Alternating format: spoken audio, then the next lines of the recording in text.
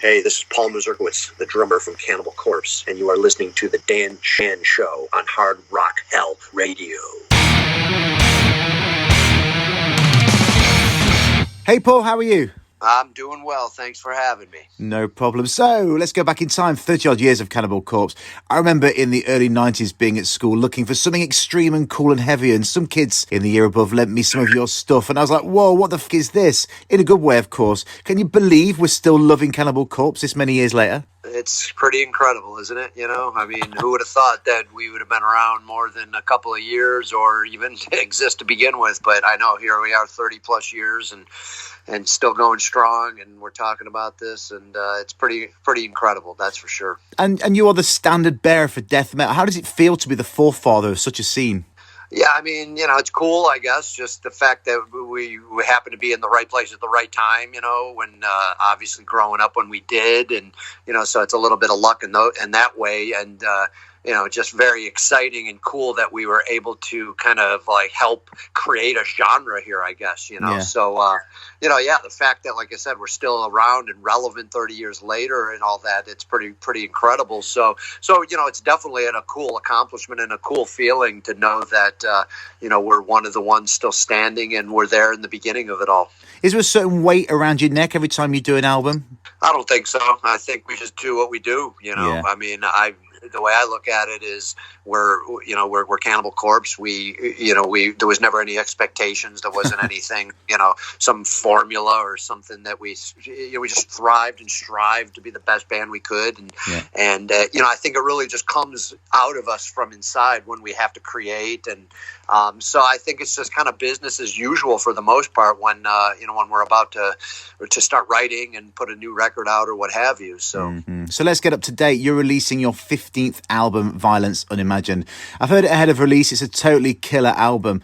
After the year we've had, are you excited to get this out and for everyone to hear it? Yeah, definitely. I mean, you know, we obviously had the delay. It should have came out a few months ago, and then you know, you're always trying to obviously coincide a tour or the touring cycle with the release of the new record, which obviously in this time, you know, there's who knows what to do, right? You know, so I think the guys, we all felt it was important to get the album out, right? You know, music is such a vital component in life, especially now, right? You know, so I think it helps a lot of people, and you know, you don't want to wait more than, you know, it's already going to be 3.5 years between releases, which is crazy, you know. So I think it was very, very important to get it out now, and especially like we were saying in you know, what's happening in the world. So we everyone seems to be excited, which is a good thing. Yeah, sure. So when was it due to come out then? How long was the delay?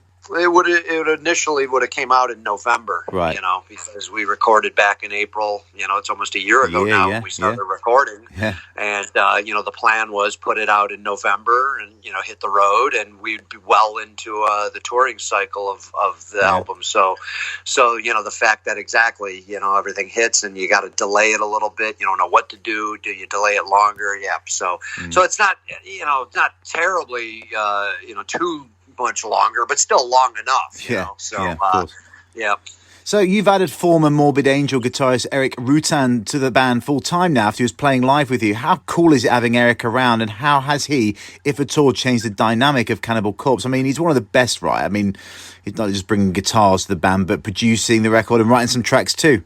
Oh, yeah, definitely. I mean, you know, we've known him a long time as a friend, of course, and then, him producing now 5 of our albums and all that. So we obviously have a great working relation with him, and then him filling in and doing the tours, you know, at the end of Red Before Black cycle and all that. It was just, you know, I mean, amazing to have him. He's a great guy and a great worker and dedicated and, you know, positive. I mean, and just, you know, everything about him is just an incredible asset, obviously, you know. So, Yeah, and then what he brings to the band, of course, now, his songs, his style of Cannibal Corpse, he's used to writing Morbid Angel, Hate Eternal, and he knows us, though. He knows what needs to get done for Cannibal, and he's bringing his version of that. That's cool. So it's cool that he contributed and wrote 3 songs on the record and did the lyrics for them and all that. So it's been an awesome time having him, of course. That's cool. And bassist Alex has said that you could drop the needle on any part of this record and, to quote, quickly tell what song you're listening to. How do you strive to achieve this in the writing?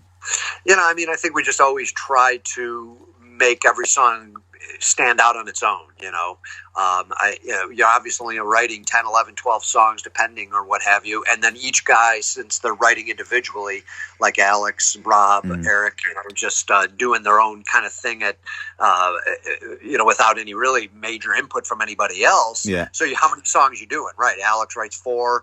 Rob wrote 4, Eric writes 3. So you want to kind of make every song different, I guess, from the last one that you just wrote, right? Yeah. So I think that's what we've always strived to do that too. You want to make a diverse record. You don't want it just to be the same, and you want to mix it up a little bit. So so I think that's what we've been doing and trying to refine over the years, and I think we do a good job of doing that. Yeah, sure. Apparently, you pushed technically very hard as a drummer on this album. How does it differ from your point of view to the past efforts? Well, it's just getting a little more intense. I think I've really stepped up my game in the last 10 years. When we incorporated the click track into the writing and all that, back for Evisceration Plague, and then I don't know, you start going through this midlife crisis thing. How much time do you got left? It's like, am I satisfied with my playing? Can I do more? Can I do I do better? And of course, right, you can always do better and improve and challenge yourself and everything.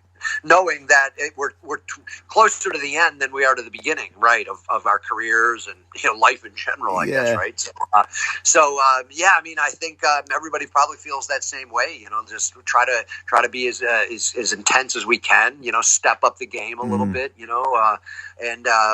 So this one in particular, it was very challenging physically and mentally, probably more so than it has been in the last few years. And they're all pretty intense in that match. But this one really it was a challenge for me, and it was a little stressful. But I think we did a great job. I think I did a good job, and we got some really good songs on this record. You have, and obviously with the world being so uncertain at the time that you recorded, how was it recording the album during the pandemic? It actually ended up being kind of business as usual. Obviously, when it all hit about a year from now. A year ago at this point, we were just kind of wrapping up the pre-production and putting the final touches because knowing we were going to be going in April. Yeah. So it kind of just put more of a mental kind of block on us or strain, I should say, because we were uncertain at this point. Is the studio going to get shut down? Are we going to be able to travel? On the roads like that. Yeah. You just didn't know for a little bit. Yeah. And really until we knew the studio was going to be open and we were able to do that, it was kind of like, okay, business as usual, which is great. The only aspect that was different was just having Alex not being able to come down from Portland, Oregon to record his bass tracks, which luckily he has the means and the know-how to be able to do it in his home studio. Yeah. And so it was a slight setback, but like I said, at the same time, he did a great job, and we got done what we needed to. So it was just, obviously it would have been great to have him down here, but we worked around it. We made it work. And that was really it. So we got lucky in that way. And George has said recently that he thinks mentally we're never going to be normal again after the pandemic. Do you agree with him? Yeah, I don't know. It's going to be different for a while, I think. Things, it's only been a year now, and we still got a little bit ways to go. So I think as soon as the restrictions are lifted and you get the vaccines rolling out more, and I think it's just a matter of time. It'll kind of get back to normal, in my opinion. I think everyone's, if you're allowed to, then this is a horrible situation, and a lot of people are dying from it and getting sick and all that. But it'll pass. Yeah. Kind of like the pandemic of 1918. Yeah. The influenza. Where obviously, okay, well, it sucked, and you had to get through it, and and then we did, and so this will pass too, but it's just going to take some time. Yeah. So let's talk about the band's artwork over the years. How important is the artwork to the band? Do you get involved or ask your long-term designer Vincent Locke to create the most abominable combination of images that only the sickest mind can imagine? Yeah, right. I mean, it's been awesome having Vince, of course. I mean, he keeps us having that consistency. Of course, having the same artist, and you're going to get his pieces, and he's got a great mind, like you're saying. And but it just it varies. I mean, obviously we've gone from having some completely disgusting art to kind of just in middle of the road, you should say, in that sense, where maybe it's not too horrific as the last one we did or something of that nature, but it just varies. There's a lot of times where obviously we're coming up with the album title, and then we're always going to kind of go from that. So if we have a solid idea, one of us, then we would just kind of relay that over to Vince and go, hey, this is the title, and this is what I'm looking for, and this is what I'm seeing. And then he'll he always wants to make us happy, so he'll totally work with us, and if we have a solid idea, then there we go. And then there's other times where, hey, Vince, here's the title. We have nothing, man. What do you got, right? Because we know he's going to come up with something pretty intense and pretty brutal. That's going to be Cannibal Corpse. So Violence Unimagined actually happened to be one of those covers because when we came up with the title, I came up with that, and then just really had no idea. Just knowing it had to be disturbing, because if you're talking a title, Violence Unimagined, well, that's should conjure up some images of who knows what, right? Because it's supposed to be unimaginable, right? So we just gave him the title, and then Vince gave us some ideas, and then of course we worked together with him as the band, and in conjunction, and then get the final piece. But it's just great to be able to work as a team in that way. So that's the way we've been doing things. I mean, with your covers and track titles, do you strive to shock as much as you can? At the start, did you want to get under every mother's skin? Yeah, I mean, I know, right? Not really. I mean, I think we just, it was death metal, and we're this is the music we're into, and as fans of the music, that's what we wanted to see. Going back to the record stores when you're younger, and you go and you're buying albums just because of what the cover is, and the song titles, I did it. Things like that. I did it. And yeah. So we all did that back in the day, and then when we had when we were a band, of course, that we're putting out a CD, an album, we can do whatever we want here. Well, we just wanted to put things out as fans of the music that we wanted to see as fans. Yeah, exactly. And we wanted to take it to the next level, I guess, right? Because going back to what we talked about earlier, just being kind of riding the wave of the change in the scope of going from the metal to the thrash metal into the death metal, and everything just intensifying at that time. So we just wanted to make some brutal art that fit the music and what was really what we were into as fans of the music, So, and we probably we didn't care if it was gonna shock people or if it was gonna offend people. I mean, it just needed to be intense. It needed to be brutal like that. So yeah. So we touched upon it a few minutes ago, but blast beats, it's a sport, right? Yeah, it definitely is. It's not getting any easier, that's for sure, Well, I was going to say, because I'm a drummer myself, and I find it very, very hard. I mean, firstly, for you, I mean, are long shows hard, getting to that intensity, especially as you're getting older? And secondly, what advice would you give a drummer wanting to learn the technique?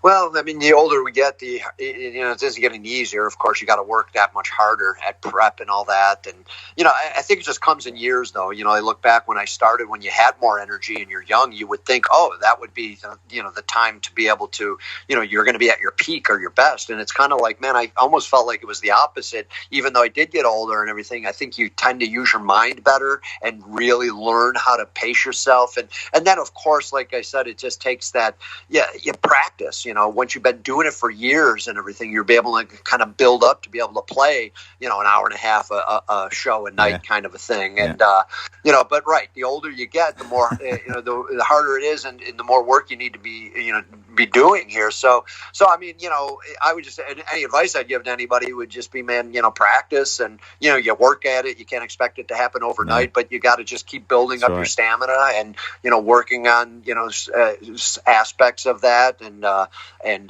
work on your speed, and just work on your techniques. But you just got to slowly, it'll get there. But the more practice you put in, of course, the better you'll become. Of course. And while we're talking drums, favorite drummers, past to present? Well, definitely. I mean, Lombardo was my king, my god, I guess you should say. Of course. I mean, and then it sucks that we had to lose Neil Peart. I mean, of course, what an amazing influence for so many drummers, of course, and throughout different genres of music. And he was a big one for me growing up. So, but really, all the ones that I obviously got into, getting into the music back then. Gus Pinn from Sacrifice, Gene Hoglan, even Lars Ulrich. I mean, Charlie Benante. All those guys that just when I'm starting out, and really music has become such a driving force in our lives, in my life. Those were the ones I was looking up to the most, of course, because that was the favorite bands that we had. So yeah. So I've got to ask about Ace Ventura, Pet Detective, your incredible cameo in the blockbuster comedy. How did it come about, and what was it like? It was awesome. I mean, a lot of fun, of course. I mean, you look back and you go, wow, we got to be in a movie. That was crazy. Who would have thought that? Obviously, at the time, we were living in Buffalo, and we're just only been a band for a few years, and, we're doing all right. I think Tomb of the Mutilated was just coming out or whatever, or just came out. And Jim Carrey was an up-and-coming star, of course, in the States. He had the show In Living Color. It was pretty popular, and funny guy. And then here he is making his first movie, and he happens to be into death metal and some intense music at that time. So it was really just his people getting a hold of our record label, and them getting a hold of us and saying, hey, Jim wants you to be in his movie. It was like kind of obviously a shocker, and just something you're not expecting to hear, and for something like that to happen. So it was a cool experience, because you get to be on a movie set for a few days, and you're involved in a movie that who knows what's going to happen. Obviously, you're not expecting it to be what it ended up becoming, which was amazing, because millions of people throughout the world, of course, had seen the movie, and it was a big boost for Cannibal Corpse, and a big boost for death metal, and it was a funny movie. So I mean, it was an all around just great experience. And what was Jim like? Oh, he was a funny guy, man. He was a cool guy. I mean, we got to meet him, and he was just happy to have us there. And of course, we were thrilled to be there. And he was just a down to earth, cool guy, funny guy. And it's crazy because it's been so long ago. It's it's hard to pull a lot of memories. Like I said, we were only there for 4 days, and we filmed for 2 days, so it's not like we were around him a lot. But the fact that we were able to hang a little bit, meet him, and all that, it was really a great experience. So touring wise, do you have anything planned or tentatively in the pipeline? Well, I mean, we got to kind of wait it out still. I mean, I think things are going to happen, of course, when the more you read about it, the more you see with information going on with vaccine rollouts. I mean, it might be still a little while, but right now I think we got to, just kind of still play it by ear. And, if with any luck by the end of the year or something, maybe, who knows though, so we just got to kind of wait and see. Talking of touring, have you got a funny story for me from the road? There's just something. There's a few.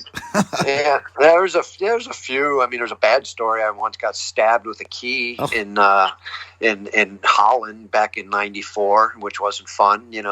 That's probably the most scariest thing that ever happened to me, and it's a story I always tell when people ask about any crazy stories. Or how did it happen? It was just a random thing. We played a show in Holland. It was like 2 a.m. You're packing up, everyone's gone.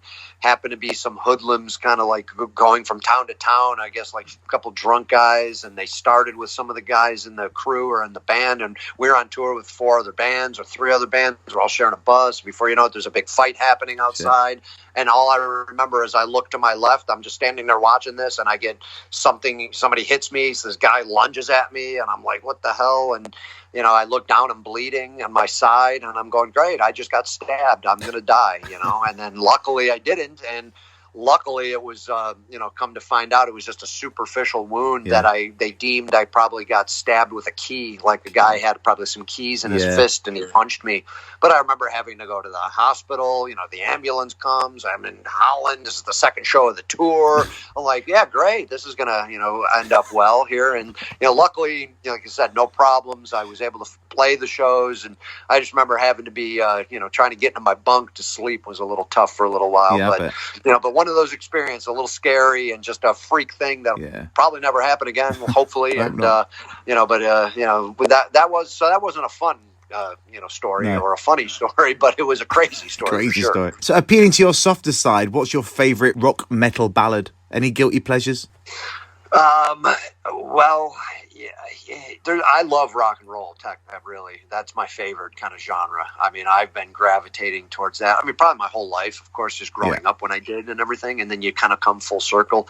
But I'd say in the last 20 years or longer that I just been, man, that's what I love. I love late 60s to early 70s, kind of just pure rock and roll, So I got into a lot of bands. It's like I go backwards and I find bands that I didn't even know existed, or delving into catalogs of the bands that but you just maybe never heard a lot of that stuff. But I'll tell you, man, that new band, that Greta Van Fleet, dude, I love that band. I think they're amazing. I really think they are incredible, and they are really having that vibe of the old school like that, and they're just writing some great songs, man. So I'm a huge fan, and I think those guys are amazing. Yeah, very cool. Well, Paul, thanks for joining me on the show, and good luck with the Killer album, and I'm looking forward to seeing you on the road as soon as possible. Yeah, thank you, sir. I appreciate it, man.